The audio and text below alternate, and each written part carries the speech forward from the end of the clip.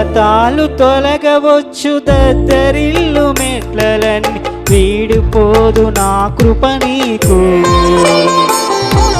నా నిబంధన తొలగదు.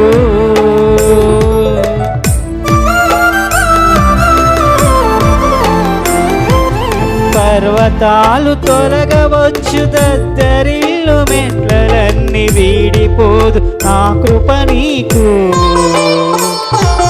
నా నిబంధన తొలగదు.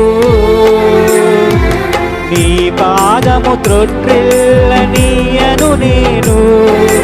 నిన్ను కాపాడువాడు కునుకడు నిదురపోడు అని చెప్పి వాగ్దానము చేసిన యేసయ్య తల్లిలా లాలించును, తండ్రిలా ప్రేమించును.